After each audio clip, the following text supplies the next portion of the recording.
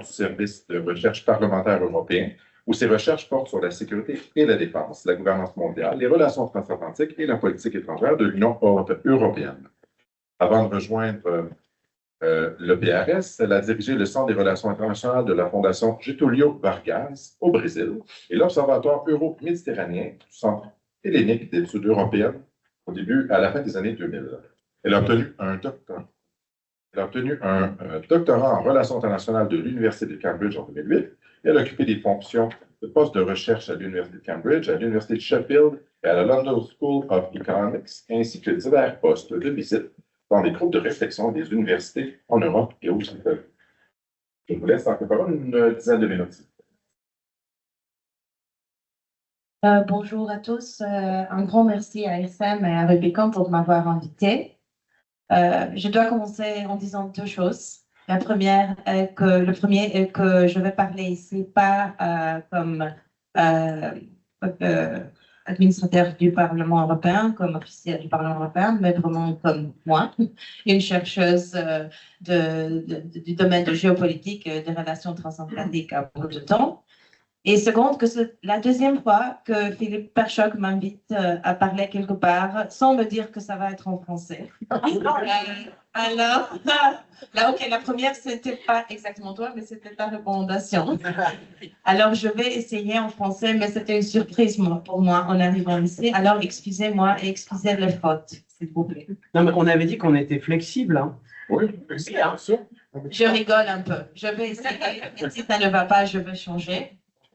Et en fait, je dois dire quelque chose qui n'est pas normalement dans ma biographie, mais en écoutant l'accent charmant québécois, je dois aussi dire qu'à l'époque où je faisais mon doctorat, j'ai passé 2 mois magnifiques à Carleton University en Canada, partie d'un programme transatlantique d'études européennes. Alors oui, vraiment, Canada, c'est dans mon cœur. Et je suis très heureuse qu'on a cette occasion aujourd'hui. Parce que, et ici je commence un peu avec le sujet, pour moi, comme quelqu'un qui a travaillé beaucoup en Brésil, les relations transatlantiques, ce sont toujours des relations qui vont au-delà des relations États-Unis-Europe.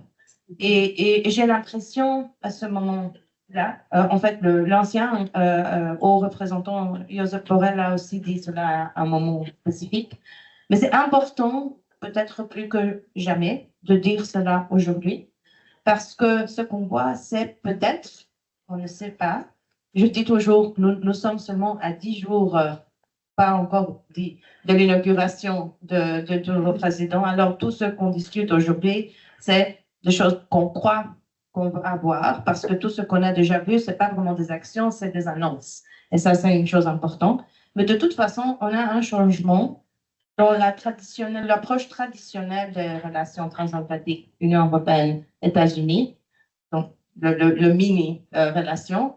Et je dirais que Trump, c'est une manifestation de ce phénomène, mais ce n'est pas aujourd'hui, au janvier 2025, où on voit ça. On a eu la présidence Trump 1, on a eu la présidence Obama. Pendant la présidence Biden, on a eu quelques éléments de cela qui étaient traditionnels, mais si on voit l'époque, les années Biden, alors 2020-2024, sont des années intéressantes parce que c'est un peu comme un retour à l'histoire. On a une guerre avec la Russie et l'Occident, et on a un peu un retour de cette approche traditionnelle. Le West versus le East, la Russie versus la communauté transatlantique. Là, on a un peu une sortie de ce changement dont j'avais parlé, de la tendance qui change, mais au domaine technologie et commerce, on a en même temps de nouveau ce phénomène de changement, de compétition, peut-être du fin de la assumption que l'Union européenne, l'Europe et les États-Unis sont un partenariat au-delà de tout conflit. Et ça, je crois, c'est important. Alors, on est dans ce moment de changement. Dans le domaine des relations internationales, c'est très bien aujourd'hui d'être avec les académiques parce que je peux parler de ça. Il y a un phénomène de institutional inertia institutionnelle. Et je crois que beaucoup de ce qu'on voit, nous sommes dans un moment de ça, un moment où il y a des changements, mais on essaie de maintenir le paradigme qu'on connaît. Et je crois que ça, on voit cette grande tendance des États-Unis d'ouvrir au Pacifique, à l'Asie, dès 2009-2010, de la crise économique financière globale, en fait. Et il y a une inertie du système global et de l'Europe et même des États-Unis de sortir de cela. Mais c'est comme un grand système de pression. Les pressions viennent de la géopolitique internationale et on essaie de se débrouiller, de fonctionner dans ce système-là. Je crois que ça, c'est le moment géopolitique. Et ça, pour retourner au point initial, c'est important de dire dans un contexte Canada, Amérique latine, etc., parce que je crois que maintenant, pour l'Union européenne, c'est plus évident que jamais dans les 5 années passées, que la commission antérieure, que l'Amérique est c'est un continent, il y a beaucoup à faire avec beaucoup de partenaires, avec le Canada, avec l'Amérique du Sud, et maintenant qu'on voit les premières pas de la politique et des annonces du président Trump, on voit aussi que pour lui, sa politique externe, me semble, qu'il y a beaucoup à faire avec l'hémisphère ouest, le Western Hemisphere. Le Ouest, le Est, c'est toujours difficile. L'hémisphère Ouest. Alors, il a un focus sur les Amériques.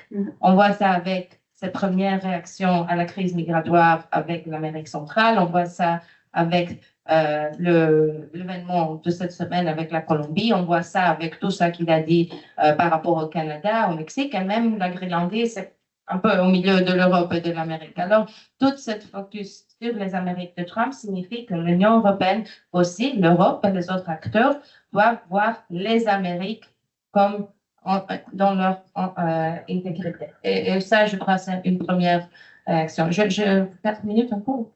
Pour 4. 4, OK. Vous avez son montre, mais habit. Mais OK.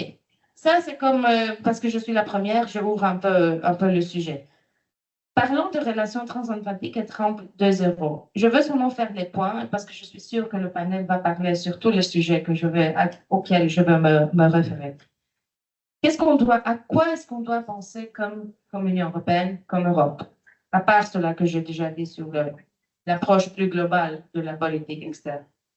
Première chose, je crois le multilatéralisme. Multilatéralisme dans le sens il y a de nouveau, la crise économique mondiale, une nécessité de réformer le système multilatéral, mais c'était toujours piecemeal, un peu ici, un peu là. Mais ce qu'on voit aujourd'hui avec Trump 2, le retraite, les annonces, parce qu'il n'y a pas le retraite encore, ça c'est une chose très légale. L'executive orders, ça va prendre une année au moins pour implémenter. Mais l'intention de sortir de l'Organisation mondiale de santé, du accord pour le climat, le scepticisme par rapport à l'OTAN et l'approche transactionnelle, la congélation de financement et de aid, humanitarian aid. Tout ça, c'est le système multilatéral. Ce sont les Sustainable Development Goals. Ils sont dans le centre de l'action externe de l'Union européenne. Alors, on doit voir vraiment comment on va gérer tout ça. Seconde chose, la défense. Et ici, je veux dire défense et résolution des crises internationales. Nous sommes dans un environnement géopolitique où il y a en premier la guerre de la Russie à Ukraine. On a la situation en feu dans l'Orient moyen. C'est pas seulement Gaza, c'est le Liban, c'est Syrie, c'est beaucoup. On a un Iran qui pense à son programme nucléaire. On a déjà 9 ou 10 guerres civiles dans l'Afrique dans les 2 années qui ont passé. On a une situation de sécurité maritime qui est très inquiétante. On a un space race qui maintenant revient beaucoup. On a quelqu'un qui était hier dans la conférence spatiale européenne m'a dit c'est la première année qu'on parle plus de défense, qu'on parle de défense de l'espace civil. Alors tout ça, c'est très important et on doit voir avec Trump comment ça peut se faire d'une manière au moins pas compétitive parce que collaborer c'est une chose, mais ça mais on va devoir voir aussi comment ça va se résoudre. Et ça a beaucoup à faire avec ce qu'on appelle l'autonomie stratégique, un terme que moi, personnellement, je croyais il y a un an qu'on avait abandonné, peut-être on devait, mais avec Biden, mais maintenant, et peut-être Sven va parler de ça, on revient là.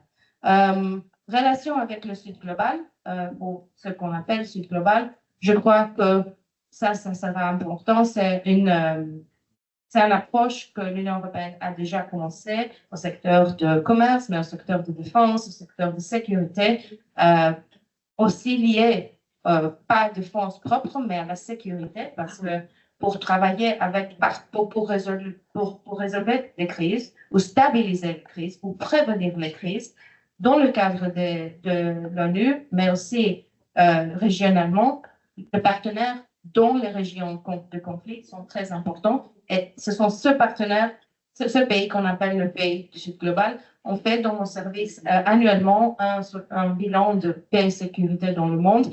Et pour 4 ans maintenant, on voit les régions de conflit. Les régions les plus hautes sont l'Asie du Sud et l'Afrique centrale. Alors, travailler avec le partenaire dans les régions-là, très important et urgent. La liste a aussi promotion de démocratie, commerce et technologie, et en général une grande question sur le futur de notre de l'interprétation de ce qui est démocratie et le lien avec la technologie. Mais comme je n'ai pas de temps, j'ai seulement laissé une laundry list ici et je suis sûre que les autres orateurs vont parler de tout ça. Et j'espère que le français c'était suffisant. Merci.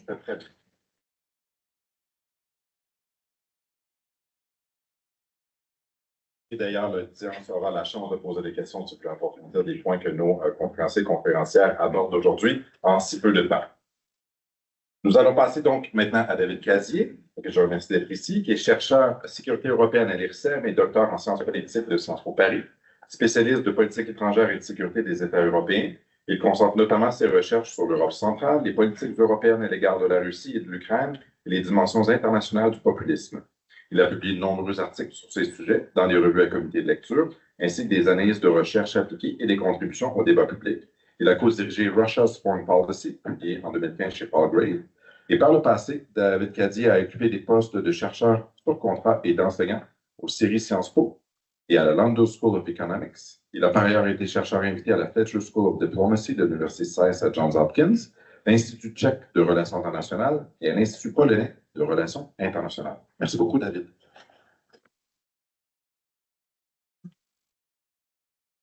Merci, Justin. Merci, Justin. Merci à RSM Europe et Rubicon de l'invitation. J'ai beaucoup moins de mérite qu'Elena à m'exprimer en français. Je vais quand même faire une présentation. Je vais essayer de tenir dans les 10 minutes pour m'interroger sur la question suivante. De quoi Donald Trump est-il le nom en politique étrangère? C'est une question, je pense, qui a tenu éveillé pas mal de diplomates, chercheurs et journalistes ces derniers mois. Et je vais l'aborder par le prisme de mes recherches sur la politique étrangère des gouvernements et des leaders populistes. En écoutant le discours d'investiture des spécialistes de la politique américaine, on peut voir des traces de l'histoire diplomatique américaine. Ma collègue Maud Kessar, par exemple, m'a dit qu'elle avait lu du Reagan, du Theodore Roosevelt et d'autres présidents américains que je ne connais pas. Pour ma part, ce que j'ai noté, par exemple, c'est qu'à un moment, Donald Trump a souligné qu'il était important que les Américains arrêtent d'avoir honte de leur pays et de leur histoire. Ce qui a tout de suite évoqué la Pologne et le précédent gouvernement de droit et justice qui était rentré en campagne dans une politique mémorielle pour remettre en cause ce qu'ils appelaient la pédagogie de la honte du gouvernement précédent. De la même manière, Donald Trump a parlé de révolution du bon sens ou du sens commun, qui était un slogan de Matteo Salvini. Donc, je vais essayer de m'interroger sur qu'attendre de la politique étrangère de Trump et quelles sont les conséquences pour l'Europe, pour la relation transatlantique à travers ce prisme du populisme. Le premier point que je souhaiterais faire, c'est que le populisme ne se traduit pas en des idées claires, précises et programmatiques en politique étrangère. Souvent, les populistes sont plutôt désintéressés que révolutionnaires en politique internationale. Néanmoins, ils s'appuient sur une pratique politique en politique intérieure qui a des répercussions sur la politique étrangère, des conséquences de 3 sortes. D'abord, le populisme amène souvent à une politisation accrue de la politique étrangère. C'est-à-dire que le populisme est une stratégie de mobilisation de la base dans une logique désinstitutionnalisée et antagoniste. C'est-à-dire souvent non pas pour quelque chose, mais contre quelque chose, souvent contre l'establishment et contre les adversaires politiques. Et comme il est désinstitutionnalisé, il y a besoin de faire cette mobilisation constamment. Et donc, gouverner pour des populistes, c'est être en campagne permanente.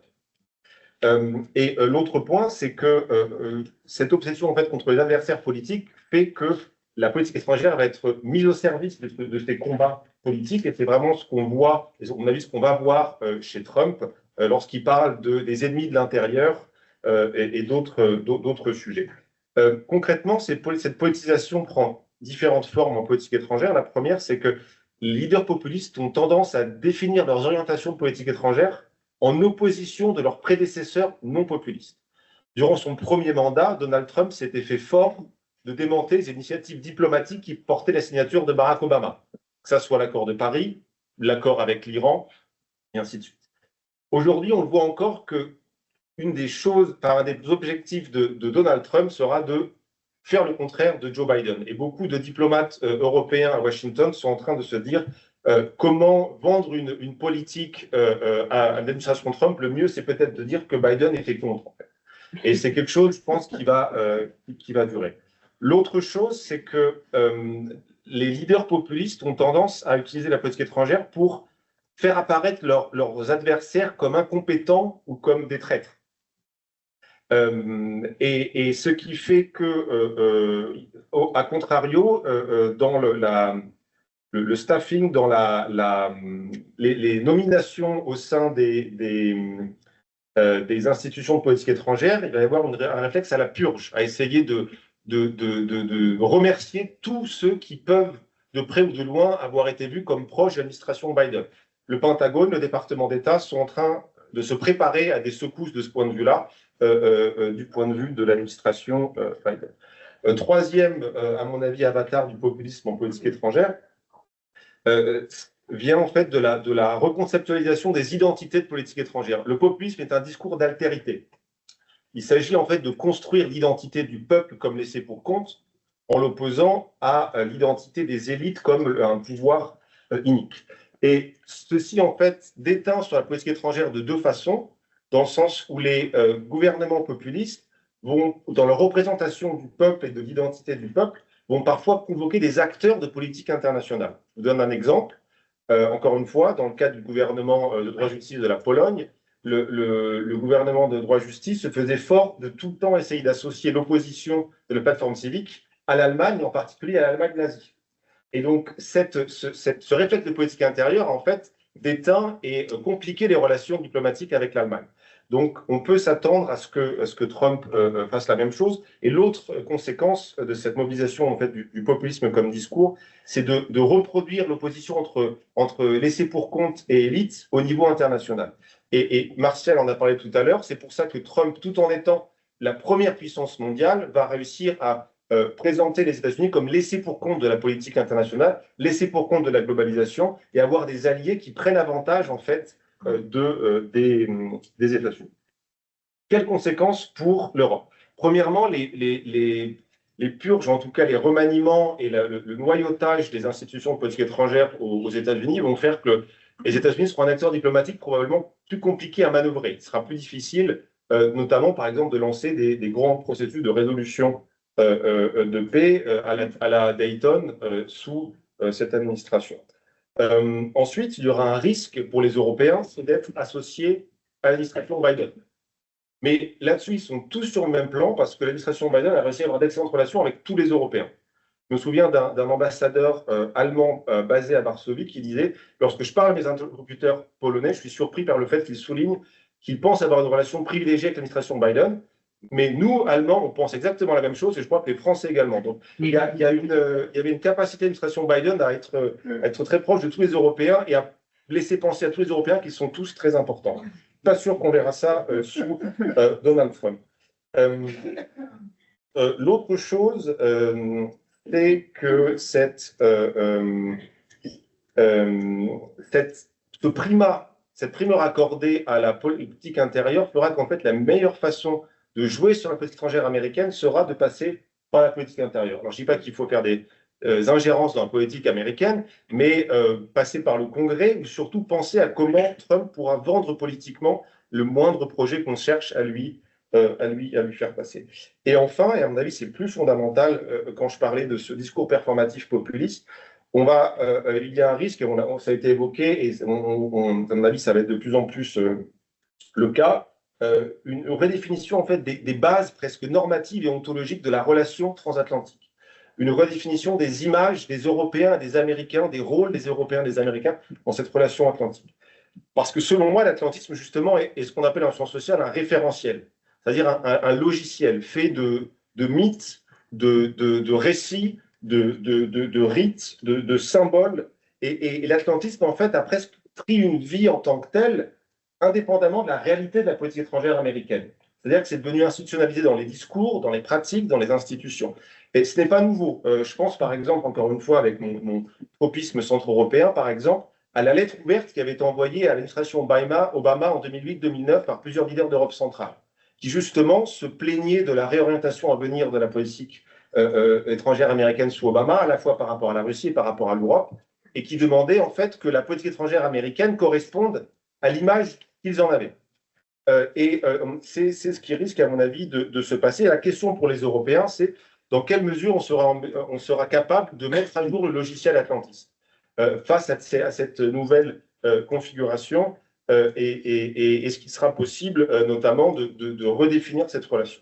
Face à ça, et c'est mes derniers points, il y a 3 réflexes qu'on commence à voir en Europe. Il y a des signes des 3 à voir vers quelle direction on va prendre. Premier réflexe sera un réflexe de dissonance cognitive, c'est-à-dire de rejeter la réalité du changement à Washington.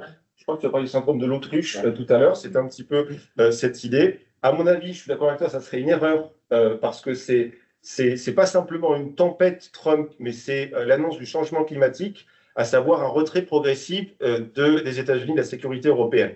C'est ce qu'on a vu non seulement dans l'élection de Trump, mais aussi dans ce que la communauté politique américaine est en train d'exprimer. Deuxième réflexe possible, alors bon, j'ai trouvé des labels un peu pompeux ce matin. Deuxième réflexe possible, l'obséquiosité compulsive, ce qui consisterait à chercher à plaire ou à apaiser Donald Trump par exemple, en achetant des armes américaines ou en achetant du gaz LNG américain. Ça consisterait, et malheureusement on commence à le voir, pour les Européens à se presser en ordre dispersé à Mar-a-Lago. Ça serait en fait de faire une relation transatlantique assez transactionnelle. Troisième possibilité plus optimiste, ça serait l'émancipation progressive, ou en tout cas la responsabilisation progressive, c'est-à-dire à commencer à avoir une majorité sur les questions stratégiques, ce qui ne veut surtout pas dire abandonner le partenariat avec Washington, surtout pas dire essayer de réduire la coopération avec Washington en matière de sécurité et de défense, mais le faire sur des bases d'intérêts stratégiques européens définis a priori. C'est-à-dire ne pas traiter la relation transatlantique ou le maintien d'une présence américaine en Europe comme une fin en soi, mais comme un instrument pour la réalisation des intérêts stratégiques européens qui doivent encore une fois être définis a priori, collectivement, et qui, la plupart du temps, sont alignés avec les intérêts américains, mais ce n'est pas toujours le cas. Je pense que sur l'Ukraine, notamment, il risque d'y avoir des frictions. Ce qui est proposé notamment par quelques pays européens en ce moment, à savoir l'idée d'envoyer une force expéditionnaire en Ukraine après un cessez-le-feu, justement répond à cette logique d'envoyer un signal à Washington, d'envoyer un signal à Trump pour dire nous sommes prêts à faire plus pour notre sécurité, nous voulons contribuer à la solution, et par ce biais, nous voulons avoir une place autour de la table. Mais pour avoir une place de la table, il faut encore une fois que les intérêts collectifs et les finalités européennes soient définis en tant que tels par les Européens. Et je pense que cet exemple, et j'arrive à ma conclusion, justement souligne quelque chose de l'atlantisme à l'ère Trump, c'est que être atlantiste, ça voudra souvent dire faire des choses sans les Américains. C'est cette idée de cette force expéditionnaire où on fait des choses potentiellement, alors pas d'un point de vue stratégique sans les Américains, mais c'est-à-dire où les Européens devraient avoir une force de proposition. Donc, 2 points en conclusion. Le premier point, cette interrogation sur est-ce que la relation transatlantique peut survivre sans un substrat normatif et sans des valeurs communes. Encore une fois, quand Donald Trump parle d'annexer le Groenland pour promouvoir la démocratie dans le monde, on voit qu'il risque d'avoir une certaine dissonance dans la compréhension de la promotion de la démocratie. Et deuxième point, j'ai abordé Trump par le biais du populisme, mais évidemment, Trump n'est pas seulement populiste, c'est aussi un businessman. Et par exemple, pour revenir à l'Ukraine, je pense que là-dessus, son biais populiste fera qu'il voudra absolument un deal, peu importe la nature du deal, simplement un deal qui pourra vendre politiquement sur la scène politique intérieure. Mais son aspect businessman fait, et il y a des choses qui ont commencé à fuiter hier avant-hier dans la presse ukrainienne là-dessus, à voir si c'est apocryphe ou pas, mais fait que Trump probablement voudra continuer à vendre des armes à l'Ukraine. Donc, pas de démilitarisation en Ukraine, mais souhaitera que les Européens, en fait, payent pour ces armes et pour la construction de l'Ukraine. Donc, il y aura une tension entre une demande d'autonomie stratégique européenne, mais pas au point non plus de développer nos propres programmes. Voilà, et je m'arrête là et j'ai hâte d'écouter mes copanesques. Merci, David. On pourra d'ailleurs continuer la discussion sur l'Ukraine au panel suivant après le déjeuner. Merci pour ces lumières, merci pour ces concepts complexes, peut-être nouveaux. On verra si la flatterie gagnera à l'émancipation stratégique de l'Europe, lequel est plus facile, vous pensez? Ça reste à voir, mais j'ai mon idée. On va passer maintenant à Alexander Lanoska, qui est professeur agrégé dans le département de sciences politiques de l'Université de Waterloo. Il est chargé de recherche au Conseil de géostratégie et à l'Institut Macdonald-Laurier, ainsi que professeur invité au Collège d'Europe à Natonek en Pologne. Ses recherches portent sur la coopération sécuritaire et la politique de la défense avec une spécialisation régionale en Europe. Il a publié de nombreux articles scientifiques, notamment dans International Security, International Affairs et Security Studies. Il est l'auteur du livre Atomic Assurance, publié en 2018 à Cornell, et Military Alliances in the 21st Century, il a publié en 2022. Merci Alexandre pour la parole. Tout d'abord, je voudrais remercier le Rubicon et personne de m'avoir invité à ce symposium. Alors, en répondant à la question quelle diagnostic, je veux souligner mon sentiment de déjà-vu et mon souci sur la divergence économique entre les États-Unis et ses alliés de l'OTAN. Je commence avec mon sentiment de déjà. Bien sûr, Trump est de retour à la Maison-Blanche et on s'inquiète de nouveau de l'impact de sa nouvelle administration sur les relations transatlantiques. Même si on ignore Trump un instant et considère simplement que les républicains sont de retour au pouvoir, on peut constater que certains vieux débats que l'on a eu à propos de Trump 1.0, George W. Bush ou même Ronald Reagan ont refait surface. On connaît bien le terme. Les États-Unis deviennent unilatéraux, ils préfèrent les coalitions of the world, ils renoncent aux accords environnementaux, ils divisent les alliés européens sur la base de la vieille Europe et de la nouvelle Europe, pour reprendre les termes de l'ancien secrétaire à la Défense. Ils sont beaucoup plus à l'aise avec une politique étrangère musclée qu'avec une politique qui met l'accent sur la loi internationale ou bien la coopération multilatérale. Ils expriment un profond scepticisme à l'égard du droit international et des organisations internationales. Donc, on observe l'inquiétude, voire l'indignation à Bruxelles, à Paris, à Berlin et ailleurs. Cela étant dit, je ne veux pas nier le penchant de Trump à enfreindre les normes domestiques bien internationales et à dire des choses profondément inquiétantes, surtout contre les immigrés, ses opposants politiques ou bien le libre-échange. Il est aussi, je dirais, très incompétent aussi. Cependant, je serais tout aussi négligent si je pouvais m'empêcher de penser qu'il y a un certain cycle historique. De temps en temps, les États-Unis ont un président que beaucoup considèrent comme imprudent. Parfois, c'est bien justifié, mais chaque fois que ça arrive, on s'interroge sur la santé des relations transatlantiques. On se demande ce que l'on peut faire pour préserver les intérêts européens ou bien canadiens. Et en plus, on s'inquiète de la manière dont le président, en particulier s'il est républicain, peut reconstruire les forces américaines en Europe. Naturellement, comme dans le passé, comme on a marqué ce matin, il n'existe pas un point de vue unique en Europe. Certains d'entre nous en Europe peuvent même apprécier le changement à la Maison-Blanche, même si on n'aime pas certains amis que Trump a, comme Viktor Orban, par exemple. Alors que quelques-uns voient la nouvelle fermeté de la politique étrangère comme téméraire ou bien dangereuse, d'autres l'aperçoivent comme nécessaire. Pour eux, l'administration Biden était trop prudente et trop prévisible.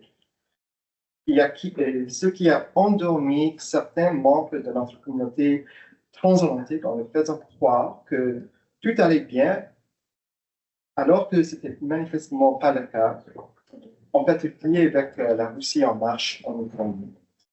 L'administration Biden a également commis sa part d'erreur, franchement. Sans parler de ses tendances protectionnistes, elle n'aurait pas dû relâcher la pression sur notre pays. Elle n'aurait pas dû proclamer sa volonté d'avoir une relation stable et predictable avec la Russie face à un renforcement militaire près de l'Ukraine en 2021. Il aurait pu élaborer une stratégie pour que l'Ukraine gagne l'hospitalité claire que la Russie pourrait être résistée militairement. En tout cas, on dit alors que le retour de Trump inaugure une nouvelle période d'incertitude. Je ne suis pas d'accord, franchement. Je pense que nous savons à quoi nous attendre. Compte tenu de l'histoire de Trump, premier, et d'ailleurs des autres présidents républicains. L'Europe sera de plus en plus sollicitée pour faire plus pour sa propre sécurité. Ces demandes sont fondamentalement raisonnables, même s'ils sont formulés d'une manière indigne. L'Europe sera de plus en plus appelée à s'adapter aux défis posés par la Chine. Je dirais que ces demandes sont fondamentalement raisonnables. L'Europe sera appelée aussi à s'être dérivée. De plus, même si nous sommes incertains à propos de Trump, nous ne devrions pas être incertains à l'égard de la Russie. Elle attaque l'Ukraine sans cesse et elle étend son agression contre l'OTAN par le biais de sabotage, surtout dans la région de la mer Baltique. Trump ou pas, l'Europe devrait assumer sa responsabilité principale de résister à l'agression russe sur son propre territoire et contre ses propres intérêts. Se soustraire à cette responsabilité ne ferait pas qu'encourager à se comporter d'une façon optimiste comme on le voit. Mais j'ai mentionné au début en passant qu'il y a une certaine divergence. Si je suis franc, ce qui m'inquiète, je m'inquiète moins de Trump que de la capacité de l'Europe à se défendre. Au fait, ce qui m'inquiète surtout, c'est la situation économique. Et cela s'applique tout aussi bien au Canada. On parle un peu de ça ce matin avec le discours du directeur. En effet, les États-Unis s'enrichissent alors que les économies du Canada et de l'Union européenne stagnent. Historiquement, si l'économie américaine se portait bien, celle du Canada se portait bien aussi.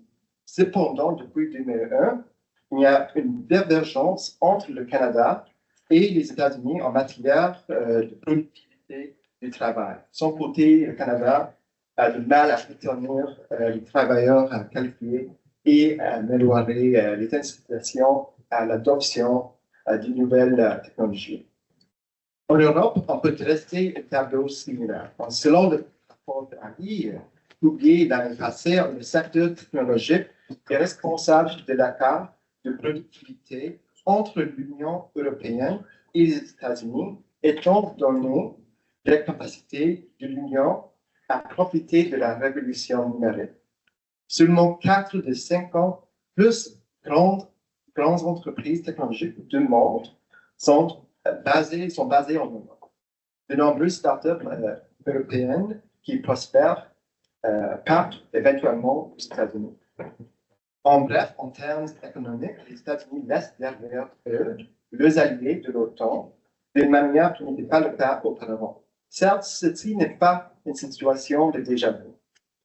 Pendant la majeure partie de la guerre froide, il y avait plutôt une convergence économique. Si l'on considère les 30 glorieuses ici en Palestine et en France, et le Wirtschaftswunder en Allemagne, le miracle économique en Allemagne du Ouest. L'avantage pour le Canada et l'Europe est le suivant. S'ils souffrent économiquement en ce moment, la Russie est pour sa part écrasée économiquement en raison de la guerre en Ukraine. La Russie devient un pays pauvre, en bref. Pourtant, la divergence économique entre les États-Unis et leurs alliés n'est pas de bon augure pour la poursuite collective de la puissance militaire. Le Canada et les pays européens doivent investir dans la défense, qu'il s'agisse de 2%, 2,5% ou même plus de leur PIB. Le problème est que, compte tenu de la stagnation, de la croissance économique, le dilemme entre les armes et le beurre pourrait s'intensifier et la capacité d'investissement dans la défense ou bien la volonté pourrait diminuer. Et on ne parle pas de l'inflexibilité non plus. Ce sera un gros problème que peu importe qui est président aux États-Unis. Je vous remercie. Merci beaucoup. Merci beaucoup pour cette présentation, tout à fait dans la continuité de nos intervenants précédents. Et on va terminer ce panel avec Sven Biskup. Si donc je cherche, voilà ma gauche, désolé. Alors, donc bonjour, merci d'être avec nous, qui a étudié la science politique et a obtenu son doctorat à l'Université de Gand, où il est aujourd'hui professeur et enseigne la grande stratégie de l'Union européenne et des autres grandes puissances, ainsi que la politique étrangère et de défense de la Belgique. Il est également directeur du programme L'Europe dans le monde à l'Egmont, l'Institut royal des relations internationales à Bruxelles, le groupe de réflexion associé au ministère belge des Affaires étrangères. Sven est membre de l'Académie royale des sciences d'outre-mer de Belgique et membre honoraire du Collège européen de sécurité et de défense. Il intervient régulièrement à l'Académie royale militaire de Bruxelles et à l'Université populaire de Chine à Pékin, où il est chercheur principal. Ses deux derniers ouvrages sont Grand Strategy in 10 Words, qui est publié à Bristol University Press en 2021, et This is Not a New World Order, publié à Osprey Press cette année, donc l'année dernière en 2024. Sven a été décoré de la croix du commandeur de l'ordre de la couronne du Royaume de Belgique et de la grande décoration d'honneur de la République d'Autriche. Merci beaucoup d'être avec nous. Merci, oui. Merci pour l'invitation. Nous sommes voisins, évidemment. Nous sommes autour du coin. Jusqu'à quelques années, Egmont était en effet dans l'autre côté de ce même complexe rue de Namur. Mais là, nous avons les locaux au sein du ministère. Mais mentalement, nous avons la liberté la libre circulation, pour ainsi dire. Oui, quand on a un président américain qui réclame tout le Canada, Groenland, tout le Panama, ça semble être pas très normal. Mais pour le dire, si on prend la vue historique, 2000 ans de politique de grande puissance, c'est très normal. C'est ce que les grandes puissances font. C'est tout ce dit de la guerre du Péloponnèse. Les forts font ce qu'ils veulent et les faibles souffrent ce qu'ils doivent. C'est exactement ça. Donc peut-être la conclusion doit être que, possiblement, très doucement, la relation entre les États-Unis et l'Europe évolue vers une relation normale. Malheureusement, normale ne veut pas dire facile ou agréable. Normal, ça veut dire transactionnel, basé sur l'équilibre des puissances. Je pense qu'on va se réaliser que nous vivons, ici en Europe occidentale, une période qui est historiquement parlé exceptionnelle. 80 ans de paix, c'est l'exception. L'alliance qui dure avec les États-Unis depuis 1949, c'est l'exception. Je ne pense pas qu'il y ait une alliance dans l'histoire qui a perduré pour presque 80 ans. Donc, je ne vais pas être fataliste ou pessimiste. Ce n'est pas dit que cette alliance doit se terminer. Ou ça peut en tout cas prendre encore du temps. Mais je pense que, oui, on doit se réaliser que dans beaucoup de sens, les États-Unis se comportent comme la Chine, comme la Russie même, dans sa politique étrangère, certainement vis-à-vis des pays tiers, et peut-être de plus en plus vis-à-vis de nous-mêmes. Et malheureusement, c'est peut-être ça, la normalité, si on regarde l'histoire de la politique internationale. Donc, qu'est-ce que ça veut dire pour nous? Et en pensant sur votre scénario-là, bon, je ne pense pas qu'on doit être trop timide, hein, parce qu'on va juste encourager Trump si on est trop timide. Donc, on doit s'affirmer nous-mêmes et affirmer nos propres priorités. Je pense, a priori, ça veut dire poursuivre nos propres stratégies vis-à-vis des grandes puissances, vis-à-vis de la Chine notamment. Je pense pas qu'on doit, nous, automatiquement suivre une politique américaine vis-à-vis de la Chine si on la juge aux confrontations. Heureusement, la Chine elle-même ne nous donne pas beaucoup de raisons pour avoir beaucoup de confiance dans la possibilité de développer, d'approfondir les relations avec la Chine. Jusque-là, les dernières années, on a eu beaucoup de jolis mots, mais presque aucune vraie collaboration réelle avec la Chine.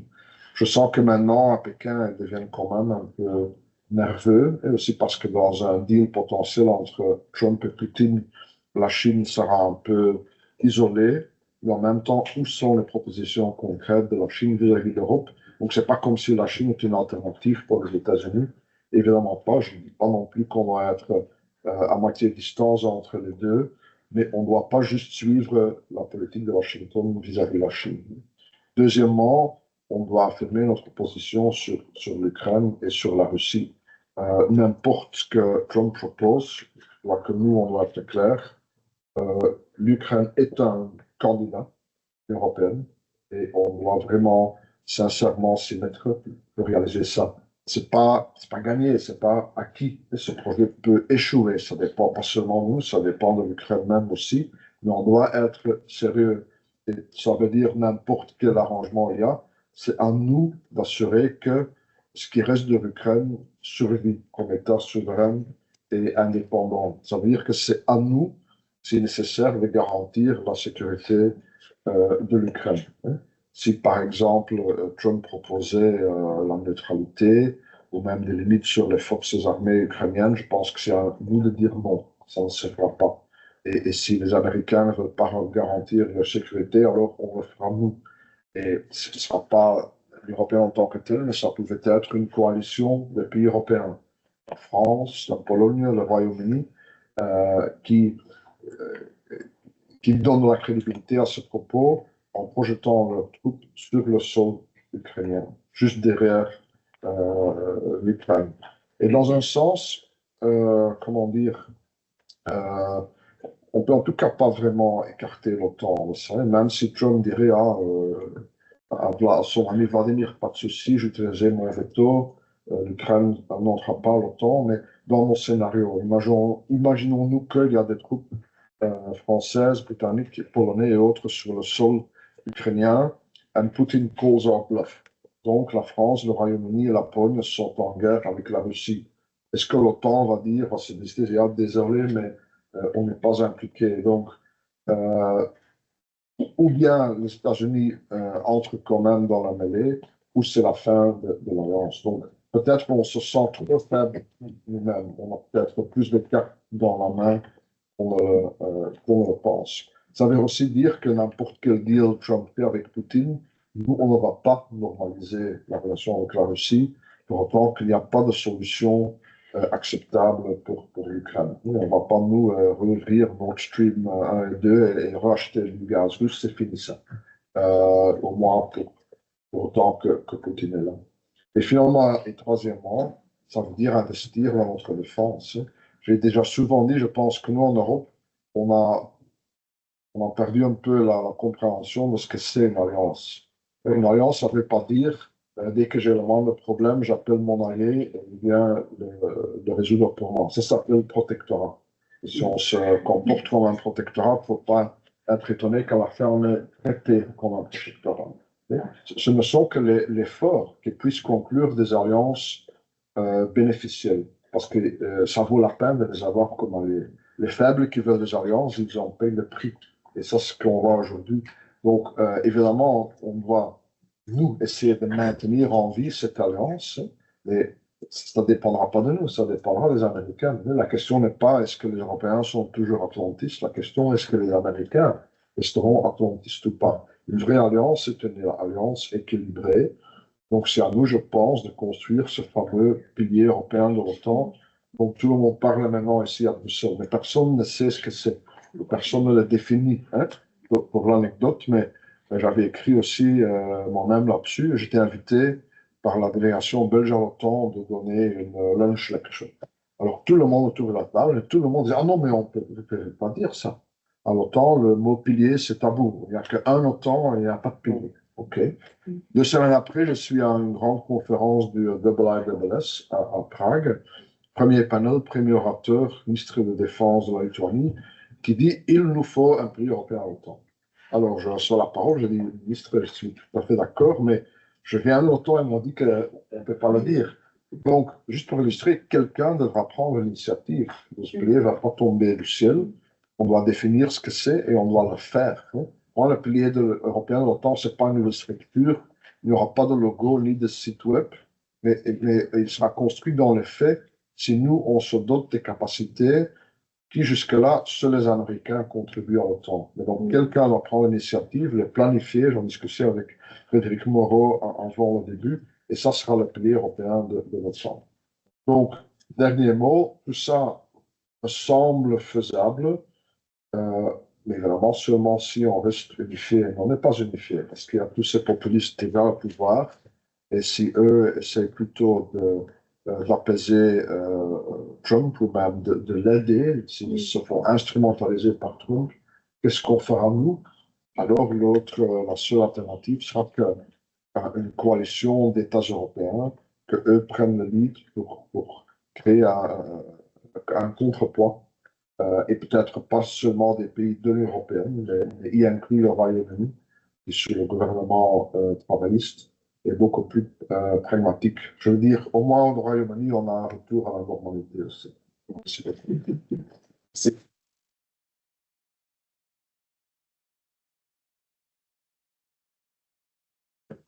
Maintenant, merci à tous toutes, pour vos excellentes interventions. Je vais prendre le privilège de modérer ce panel pour poser la première question à tout le monde ici. Ce ne sera pas de dire est-ce qu'il y a un pilier américain dans l'OTAN et si ça, c'est tabou. Alors, je vais garder cette question-là pour la rhétorique. Non, ce serait de revenir sur l'élément des dernières semaines. Donc, par rapport à la relation transatlantique, on l'a évoqué, mais on ne l'a pas approfondi, c'est-à-dire l'attaque en règle contre ses alliés. L'attaque contre le Canada, elle est économique. Il a dit on veut utiliser la force économique pour faire plier pour des concessions, notamment à la frontière, mais aussi commerciale. Mais l'autre, il y a une menace militaire qui est dirigée contre un allié de l'OTAN, à savoir le Danemark. J'aimerais vous entendre là-dessus. Quelle est la logique derrière cette menace de Trump envers le Danemark, répétée à plusieurs reprises, et qui donc ne semble pas être simplement un tweet, mais une réflexion profonde. Quelle est la logique derrière? Quelle est sa probabilité de mise en œuvre? Et ses conséquences, même si elle n'est pas mise en œuvre et qu'il n'y a pas un porte-avions américain qui s'approcherait du Groenland, déjà, ce n'est pas possible vu les autres, mais quelles seraient les conséquences de ce que vous jugez comme étant le scénario le plus probable dans l'éventuelle ou possible mise en œuvre de cette menace-là? Peut-être aller continuer dans l'ordre de la panel avec vous. Elena, pour débuter. Deux réflexions sur les deux questions. Je me permets aussi de me référer au European Pillar aussi. Bien, c'est Sven qui a commencé. J'ai l'impression qu'il y a deux choses. Un, c'est le mental shift, le changement mental que signifie parler ouvertement, officiellement d'un pilier européen dans l'OTAN. Ça, c'est une chose. Et parler de ça change beaucoup de choses aussi dans le cadre de l'OTAN et je crois que c'est un peu difficile de faire cela et d'accepter, c'est tout un narratif. Mais pratiquement, j'ai l'impression, de nouveau, mon impression, pas de l'institution où je travaille, que si toutes les initiatives de défense qui sont sur la table à ce moment-là, au cadre de la défense européenne, se réalisent, et puis si plus de financement européen va dans dédié à ces initiatives, dans 5, 6, 7, 8 ans, avec plus de financement, plus d'intégration, plus d'interopérabilité, plus de command and control partagé dans l'Union européenne, entre les 27. De facto, il y a élément de quelque chose qui est un peu européen dans le temps. Alors, j'ai l'impression que ça dépend aussi du trajectoire, du trajet de l'implémentation de la politique de défense dans l'Union européenne et du financement qui ira là. Et puis, de facto, de jure, il y aura quelque chose qui semble un pilier européen dans le temps. Par rapport à l'autre question, j'ai l'impression que peut-être, parce que, c'était David qui a parlé de ça, il a dit, Donald Trump est un populiste et il est aussi un businessman. Et je crois donc chaque action qu'on voit de la part de Trump, on doit voir, c'est le populiste ou c'est le businessman qui agit maintenant? Parce qu'on doit se rappeler d'une chose, le businessman ne plaît pas aux personnes. Le populiste plaît. Alors, l'objectif du populiste est de faire des choses que tout le monde dit oui, on veut ça. L'objectif du businessman est de faire des choses seulement pour l'intérêt de l'entreprise, même si toutes les personnes crient. Alors, chaque action de Trump, on doit voir c'est quoi ça. Et je pourrais imaginer que cette action dans la Groenland, c'est une manière de dire il doit avoir plus de défense, plus de sécurité par rapport à ce que la Chine et la Russie et les autres acteurs font là, même pour le canal de Panama, et voir comment ça va dérouler. Alors, je voudrais peut-être poser la réflexion que ça, c'est un test de la réponse, de la même manière qu'il dit, si vous ne dépensez pas 5% pour le temps, je vais faire X, Y, Z. De la même manière, c'est peut-être un test pour voir, parce que si c'est possible de sauvegarder ce qui se passe avec l'influence des autres puissances, mais vraiment, je ne sais pas. C'est seulement pour dire, pour une réflexion que j'ai eue entre plusieurs autres, mais de l'autre côté, très inquiétant, naturellement, ce qui se passe. Merci. David, businessman ou populiste? Les deux, je pense.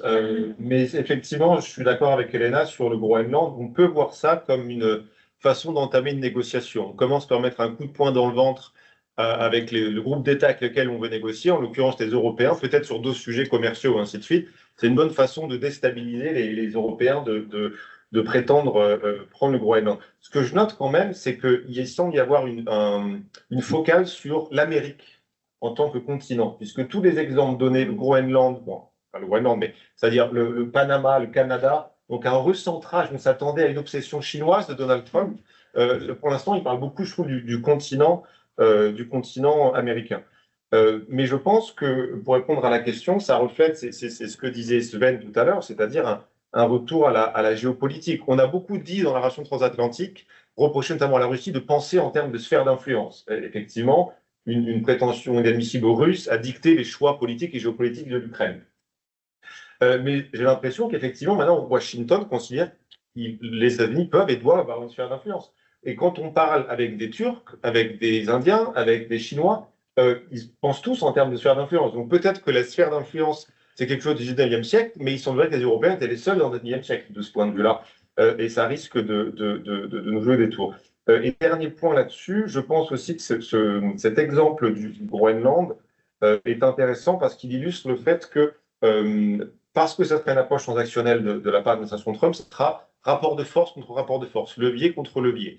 Et si au niveau européen, on se prépare un rapport de force sur les questions commerciales depuis un moment, sur les questions de sécurité, à cause de tout ce qui a été dit avant, nous n'avons pas vraiment de levier à opposer à l'administration de Trump, et donc nous ne pouvons pas vraiment répondre à ce genre de provocation. D'ailleurs, je n'ai pas vu beaucoup de réactions communes européennes sur le sujet du Groenland. Peut-être que je les ai ratées.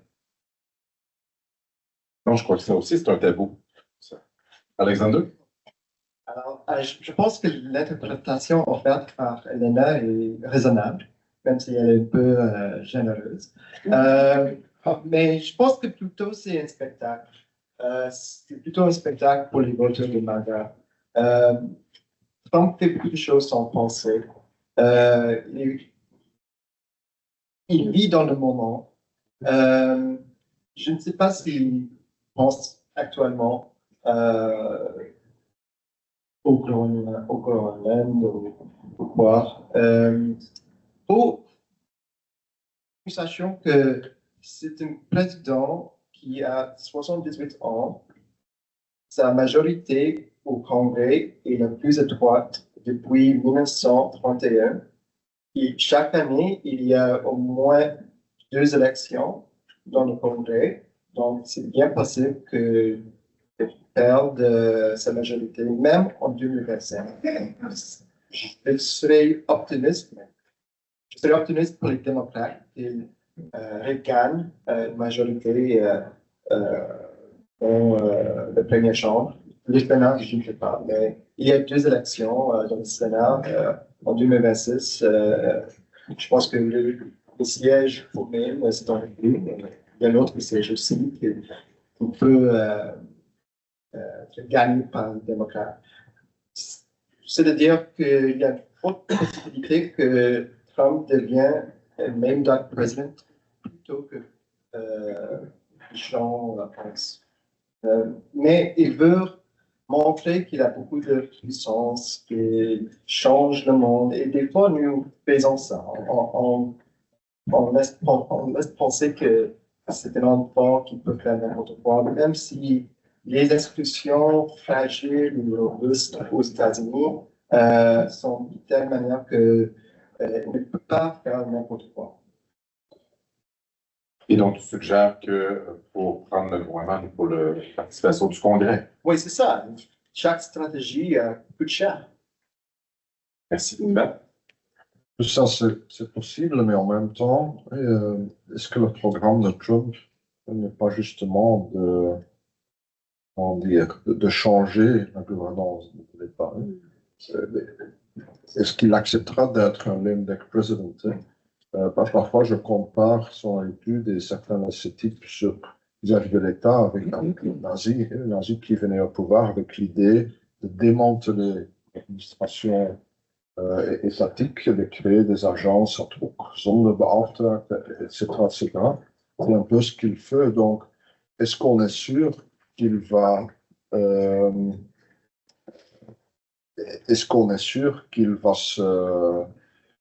qu'il va accepter toute limitation légale? Honnêtement, je le crains. Je ne pense pas, je pense pas à un coup d'État, mais je pense plutôt à un scénario Orban. Je crains que c'est très possible. Voyons, ce n'est pas une prédiction, je ne m'exclus pas.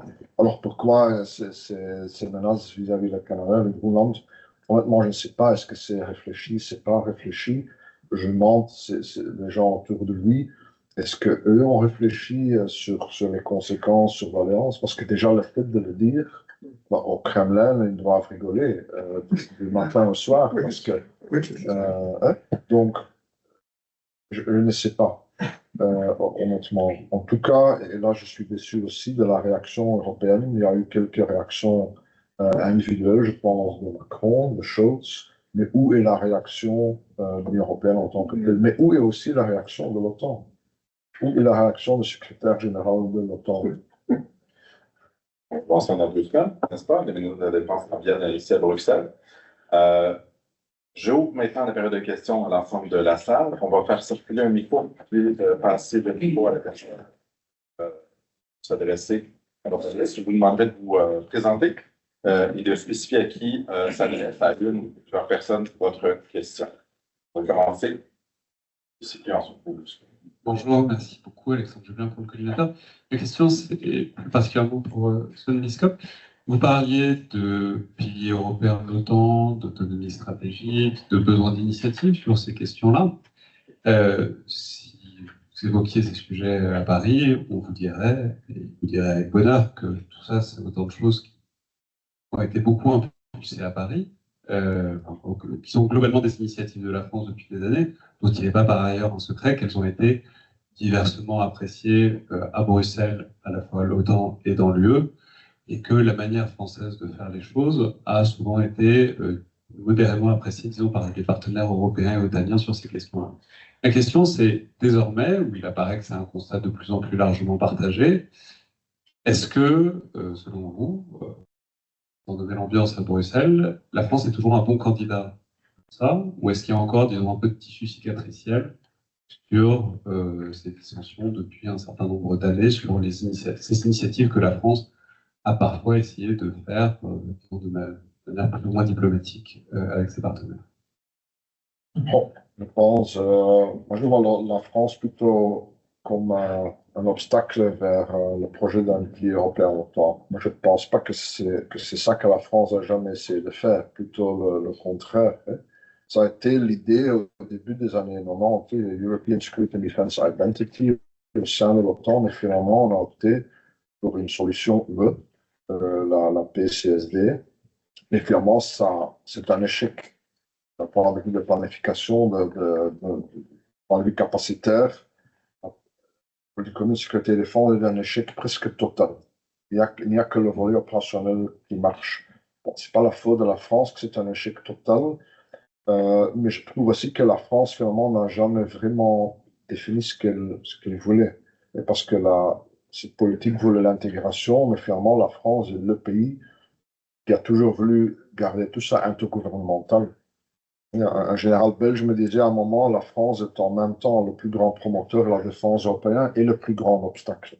Il y a un peu de vérité dans ça, je trouve. Donc, je pense maintenant c'est plutôt un constat de fait que ce qu'on a essayé du côté européen avec le Headline Goal Process, le Capability Development Plan et tout ça, ça mène à rien, mais strictement rien. Mais le problème reste là. Toutes les forces armées européennes ensemble ne sont pas une force cohérente. Donc, comment va-t-on résoudre ça? La seule alternative que je vois, c'est qu'on le fait sous le drapeau otanien. Ça, c'est le paradoxe. Pourquoi ça a été un échec du côté européen? Je pense, une des raisons primordiales, c'est que finalement, les Européens n'ont pas confiance dans aucun cadre militaire où les Américains ne sont pas impliqués. Même si un pays européen est en même temps une assurance pour le scénario où les Américains s'en vont, mais sans les Américains, ça ne va pas marcher. C'est le paradoxe qu'on va résoudre. Merci. Oui, Frédéric Moreau, avocat de Bruxelles et chercheur associé à l'IRIS. La première question va pour vous, M. Basile. À quand le Canada va-t-il officialiser sa demande d'adhésion à l'Union européenne? Non, je blague. Le papier aujourd'hui. Voilà. Merci à Elena d'avoir rappelé que les relations transatlantiques, c'est pas qu'avec les États-Unis. Au professeur Cadier, la nécessité de notre logiciel transatlantique, et à M. Lanowska aussi pour ses impressions sur le déjà-vu. Justement, le déjà-vu, Sven, c'est intéressant, tu as cité Thucydide, les forts doivent faire ce qu'ils veulent et les faibles doivent subir. C'est une citation qui est citée lorsqu'il y a eu la transformation de la Ligue de Délos, par exemple avec l'OTAN, en empire athénien. Et cette phrase est extraite du moment où Athènes écrase l'île de Milos parce qu'elle n'a pas payé le tribut. Donc on en est exactement là dans notre relation transatlantique, c'est-à-dire qu'on bascule d'un protectorat à un empire. Alors businessman, je ne suis pas sûr. Showman, oui, ça c'est clair. Oui, c'est un showman, il a échoué tous ses business, mais il y a une chose qu'il sait faire, c'est faire le show, et il est populiste, et maintenant il est aussi impérialiste. Moi, très sincèrement, alors les nazis, bon, ok, il y a des éléments, il me fait plutôt penser à Caracalla. C'est vraiment la décadence de l'Empire. Bref, ma question c'est, le vrai obstacle qu'on appelle pilier européen, qu'on appelle défense européenne, qu'on appelle autonomie stratégique, en réalité, c'est l'aptitude à décider ensemble. Il n'y aura pas de planification capacitaire européenne sans au-dessus une espèce de directoire, appelons-le comme on veut, qui soit capable de décider. Or, la France est toujours opposée au nom de l'intergouvernementalisme. Il y a encore un article de Nicole Tessodot qui dit surtout jamais renoncer au droit de veto, ça c'est pas possible. Bon, donc à ce compte-là, on ne va jamais y arriver. Ma question s'adresse à vous tous. Est-ce que vous pensez qu'il y a quand même une chance qu'on passe de la coopération à l'intégration européenne en matière de défense? Et est-ce que moi, je fais appel avec le Canada dans l'Union européenne? Voilà. Qui veut commencer peut-être à répondre à cette question? Excusez-moi, j'étais long. Et là? C'est ça. Je pense que toi. Non. Bon.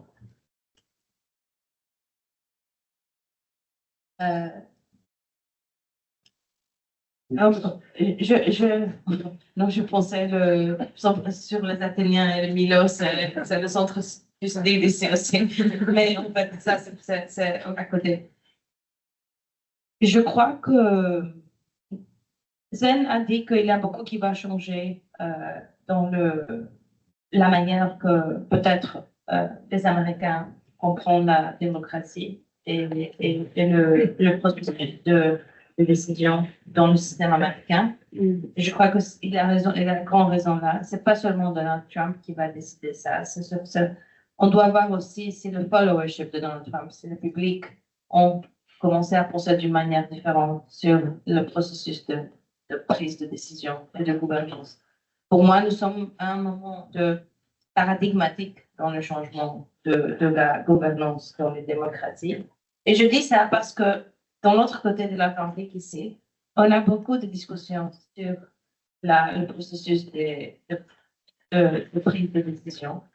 Et je crains, I'm worried, que l'influence normative du fait que des États-Unis va avoir un impact sur l'intention de l'Union européenne de s'intégrer, dans le sens que quelques gouvernements vont aussi penser que la souveraineté et la capacité de maintenir le pouvoir de décision dans un small circle ou dans la personnalité du leader de l'État, c'est une chose qu'on voit maintenant. Hein. Et alors ça, c'est complètement opposé à l'idée de la qualified majority voting ou de plusieurs intégrations. Alors j'ai peur que pour le moment, on est un peu dans un moment congelé. C'est vraiment, je ne dis pas ça avec certitude, mais je vois une tendance globale des leaders se penser, c'est mieux si je retiens au niveau plus haut possible la capacité de décider. Aussi parce que dans un monde très transactionnel, ça c'est quelque chose qu'on peut utiliser pour la transaction, hein, la capacité d'influencer et de décider. Alors, malheureusement, je crois que ce n'est pas le moment.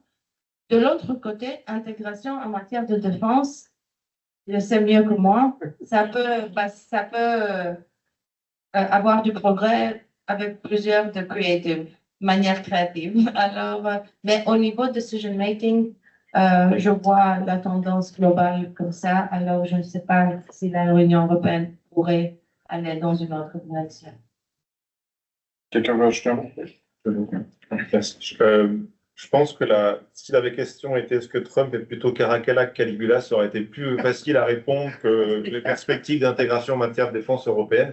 D'ailleurs, je ne suis pas sûr que l'édit de Caracalla corresponde à la pratique de Trump de ramener des migrants à la frontière avec le Mexique, mais c'est une autre question. Sur ces points, je pense quand même que, alors, je suis tout à fait avec vous sur les obstacles, les difficultés que la France peut poser à cette intégration, mais je pense aussi que l'atlantisme comme idéologie a été un obstacle à l'intégration en matière de défense européenne. C'est-à-dire que tout ce qui pouvait sembler suggérer qu'on faisait des choses, vous avez dit, sans les Américains, a parfois été rejeté de manière presque atavique par certains pays. La question du pays européen de l'OTAN, je vois ça comme c'est un de ces nouveaux concepts qu'on essaye d'avoir suffisamment creux pour que tous les Européens puissent s'y rattacher. c'est comme la résilience, c'est comme l'Europe géopolitique, c'est cette ambiguïté constructive qui fait qu'on peut essayer de le définir. Chaque Européen peut le définir un peu comme il veut. Mais l'autonomie stratégique, je me souviens que ne serait-ce que le concept provoquait des réactions allergiques, comme si le but devait être d'être dépendant et non stratégique. Mais pourquoi? Parce que, bon, déjà, le fait que la Chine et la Russie se soient réclamées de l'autonomie stratégique de l'Europe n'a pas contribué vraiment à vendre ce concept. Mais au-delà de ça, c'est parce qu'on voyait effectivement un projet français de mettre à distance les États-Unis. Et donc, je pense que justement, les changements que Trump va induire par sa pratique dans la texture de la relation transatlantique va mettre à mal l'Atlantique comme idéologie et va peut-être amener à des changements. Mais plus encore que Trump, c'est évidemment Vladimir Poutine qui va peut-être changer les choses. Parce que là où je vois, moi, des changements sur l'autonomie stratégique, là où l'Europe géopolitique, c'est notamment en Europe centrale. Quand on regarde les déclarations des dirigeants tchèques ou polonais il y a 2 dernières années, c'est justement, il y a beaucoup plus d'ouverture à l'idée de faire plus de choses entre Européens. Alors, ça ne veut pas dire abandonner la relation avec les États-Unis, mais c'est également d'avoir des assurances en plus pour faire des choses entre Européens. Donc, peut-être que coincé entre Poutine et Trump, on peut être un peu moins pessimiste sur les perspectives de faire davantage en termes de défense. Mais je pense qu'avant même de penser en termes de directoire, il faut penser en termes de coalition. Et c'est pour ça que ce qu'on peut faire ensemble, un groupe de coalition alors, coalition des déterminés, c'est le mot, c'est une traduction qui est en cours. Mais si je reprends cet exemple de l'idée de force expéditionnaire en Ukraine, c'est un exemple où ce serait simplement quelques pays européens qui y seraient. Et de façon intéressante, d'ailleurs, pour l'instant, la Pologne est plutôt réticente, justement parce qu'il n'y aurait pas assez de garanties américaines. Donc on revient à ce lien entre faire des choses ensemble et que faire par rapport à cette relation de garantie américaine. Merci. Je vais prendre 2 questions pour attendre. Donc, monsieur et monsieur.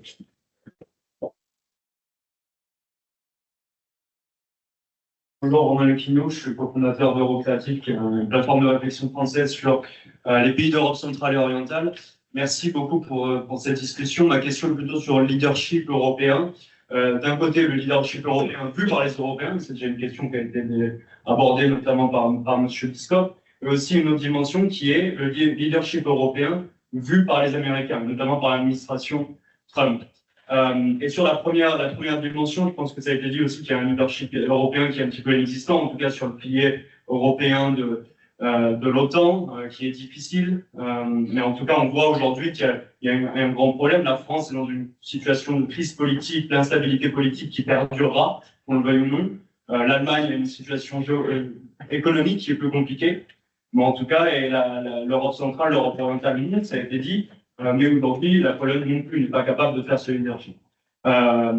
Sur le côté américain, je pense qu'il y a une situation intéressante à faire entre MAGA, le mouvement de Trump, qui, on le sait, a des relations extrêmement importantes en Europe, avec plusieurs partis, avec le PS, avec Vučić, etc., et une partie plus systémique des Républicains, notamment M. Rubio, et c'est intéressant de voir qui M. Rubio a appelé le premier, Monsieur Sikorski notamment, et c'est assez intéressant, notamment sachant les relations de M. Sikorski personnelles. Comment est-ce qu'on voit ça? Est-ce que ce seront plutôt les Trumpistes qui vont gagner? Est-ce que ce seront plutôt les républicains qui gagneront dans la quête et dans la vision du leadership européen? Et comment est-ce que finalement ça peut faire évoluer cette relation transatlantique? Merci. Merci. On entend tout de suite la question. Est-ce que, pardon, vous adressez votre question à tout le monde? Peut-être plus M. Cadier qui a parlé un peu plus politique, mais après c'est... D'accord. Bonjour, Louis de Brabant de l'association de Jeunesse Atlantique de Belgique. C'est un Biscoff qui a parlé au sujet de troupes européennes à l'Ukraine, la Pologne, la France, l'Angleterre et les autres. Moi, je demande un petit peu, est-ce qu'il y a un soutien domestique pour cela? Est-ce que ces pays sont vraiment capables d'envoyer des troupes en Ukraine? Je pense notamment aux Pologne. La Pologne est un grand défenseur de l'Ukraine. On a vu que la relation historique, et je me doute si l'Ukraine a envoyé des troupes même en Ukraine. Moi, je pense que le Polonais regarde plutôt vers le français. Et dans ce cas-là, je me demande les Français, qu'est-ce qu'ils vont faire. On voit aussi comme monter en puissance de rassemblement national avec toutes les sélections qui viennent, parce que les Européens sont vraiment prêts à envoyer le plus vers le terrain. Merci, monsieur. Je vais vous donner la parole à tous pour un dernier mot, donc 2 minutes avant de terminer. Elena, d'abord, pour ces questions, vous voulez ajouter quelque chose? Pour répondre à quelque chose, je devrais dire. Bon, sur le leadership, peut-être pour les armées, je laisse représenter en français. Le leadership américain, le leadership européen vu de l'Europe, c'est un peu compliqué en fait, parce que quand on parle de leadership, oui, c'est facile de parler des idées, de narratifs, mais il y a des composants de leadership qu'on doit prendre en compte. Par exemple, est-ce que c'est le leadership d'être un grand contributeur financier à des choses, à des organisations, à initiatives multilatérales? Si on regarde, par exemple, la contribution de l'Union européenne et les États membres, par exemple, à la comité d'honneur de la OECD, la contribution européenne aux institutions de l'ONU. Si on regarde, par exemple, plusieurs États membres de l'Union européenne qui font partie de processus de médiation, de initiatives globales pour la santé, parfois, quand on parle de leadership, on ne pense pas à l'image globale, mais c'est important et ça c'est intéressant quand on travaille dans les institutions, qu'on pense beaucoup au nitty-gritty. Et là, il y a des composants on ne parle pas beaucoup parfois dans les événements comme ça. Alors, je dis cela parce que maintenant, nous avons une retraite des États-Unis de plusieurs de ces initiatives. Les États-Unis étant, par exemple, le plus grand donneur globalement, le plus grand donneur financier au système de l'ONU. Si l'Union européenne continue à faire la politique externe que l'Union fait, je crois que c'est un leader. C'est un leader parce que c'est un système entier multilatéral qui l'Union européenne supporte et qui aide et qui aide la maintenance de la paix et du développement. C'est l'image de l'Union européenne comme leader. Et là, ça c'est une grande question. On a vu quelques opinion polls. Et ça, c'est aussi une décision stratégique de comment communiquer ce qui signifie leadership. Parce qu'au moment, maintenant, nous sommes dans un très différent moment. Par exemple, 10 ans avant, on disait soft power is leadership. Maintenant, on a oublié cela. On doit penser un peu ce quoi c'est leadership. En matière de défense, c'est une chose différente. On a cette discussion sur les États-Unis, les OTAN, l'Union européenne, les initiatives qui sont petites, n'avancent pas rapidement. Mais en général, leadership, pour moi, c'est une très grande discussion. Si vous me permettez, une chose que je voudrais dire avant, parce que c'est le dernier moment que j'ai le micro, parce que Sven a dit quelque chose et je veux mettre pour un moment mon chapeau grec ici. Athènes a été mentionné. Pour moi, comme grec, vraiment correct, la réaction de l'OTAN à la situation en Groenland, je n'ai pas trouvé bizarre. Parce qu'en Grèce, il y a toujours la discussion, qu'est-ce qu'on fait quand un membre de l'OTAN menace l'autre membre de l'OTAN avec une intervention militaire, ok? Rien. Alors, je crois dans cette situation, l'OTAN est très consistant. La question est, qu'est-ce que l'Union européenne va faire? Merci beaucoup. Je peux répondre à la deuxième question, celle qui porte sur la question de la Pologne en Ukraine. Comme quelqu'un a marqué, la Pologne n'est pas très impliquée directement en Ukraine sans avoir l'appui des États-Unis. Je sais que la Pologne a une réputation d'être pas responsable, téméraire, trop ressourceux pour son bien. Mais franchement, on constate que la Pologne préfère consulter ses alliés, même depuis 2020, surtout avant.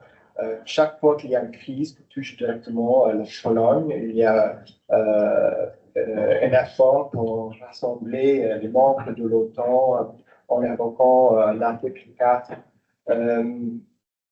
Donc, sans avoir l'appui cadre de l'OTAN, je n'imagine pas que la Pologne va engager. Je dois libérer Sven à midi, donc je vais laisser intervenir d'abord et ensuite on va terminer avec David. Je vais être bref, non.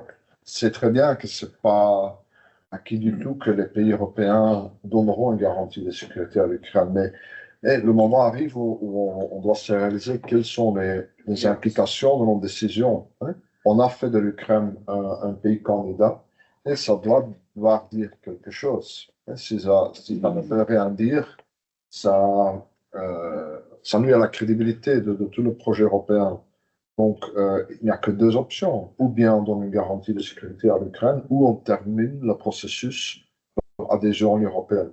Mais on ne peut pas faire l'un sans l'autre. Et on devra choisir. C'est plus simple comme ça. Et sur ce mot, je dois m'en aller. Désolé. D'accord, merci beaucoup. Merci.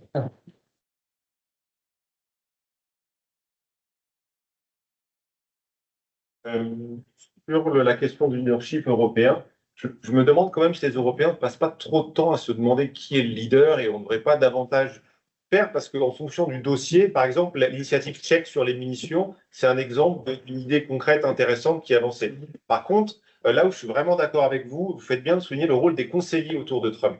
C'est quelque chose qu'on n'a pas encore assez abordé, mais le rôle du président américain, c'est vraiment d'être au bout d'une table et de faire la part des choses entre les conseils qui viennent du Pentagone, qui viennent du département d'État, mais aussi qui viennent de ses propres conseillers. Et donc, effectivement, en fonction du conseiller, ils vont avoir une relation privilégiée avec différentes personnes en Europe. Intéressant, effectivement, que Rubio appelle Sikorski. Vance aurait probablement appelé Orban, plutôt. Ce que n'aurait pas fait Mike Waltz, parce qu'il n'aimerait pas la position d'Orban sur la Chine. Donc, je pense qu'il faut quand même essayer de voir comment, en fait, les luttes intestines, les luttes entre les factions, entre les conseillers de Trump vont aboutir. Et on sait du livre de Bob Woodward, d'autant plus que Trump avait une patience assez limitée pour écouter les conseils de ses conseillers, ne souhaitait pas avoir des notes de synthèse trop détaillées, préférait des dessins ou des cartes. Et qu'il avait tendance à faire ce que le dernier conseiller conseillait de faire, et donc chaque conseiller essayait de parler en dernier. Donc je pense qu'on va avoir un petit peu de ça. Mais la question des conseillers m'amène à la conclusion, peut-être pour un peu m'inscrire en faux à ce que j'ai entendu, selon moi, Trump 2 va être différent que Trump 1, précisément si on pense à la question des conseillers, parce que Trump est beaucoup plus préparé que la première fois. Les nominations ont été mises en œuvre beaucoup plus rapidement que la première fois. Contrairement au premier mandat, il y a des think tanks, notamment la Heritage à Washington, qui ont travaillé pour formuler des idées pour la politique étrangère américaine. Donc, je pense qu'on va avoir beaucoup plus d'effets sur la politique étrangère américaine que dans Trump 1, mais c'est évidemment simplement une spéculation. Mais encore une fois, il y a plus de préparation, il y a des conseillers plus aguerris, et surtout, il y a un peu un retour avec une vengeance de Donald Trump qui considère qu'on lui a volé l'élection 2020 et qui va faire payer ça à tout le monde. Voilà. Mais je vais me permettre d'ajouter quelque chose. Sur la Russie, on voit quel conseiller a eu plus d'influence. Qui a imaginé que dans les premiers jours de sa prise de pouvoir, Donald Trump menacerait d'imposer des sanctions contre la Russie pour le faire négocier? Lequel des conseillers? Keith Keller.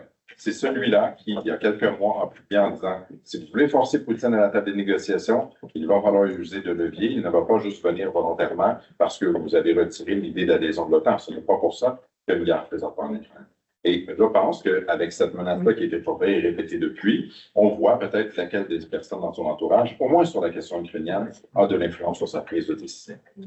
Sur ce, nous avons une pause déjeuner d'1h30. On reprend donc à 13h30. Merci beaucoup à tous.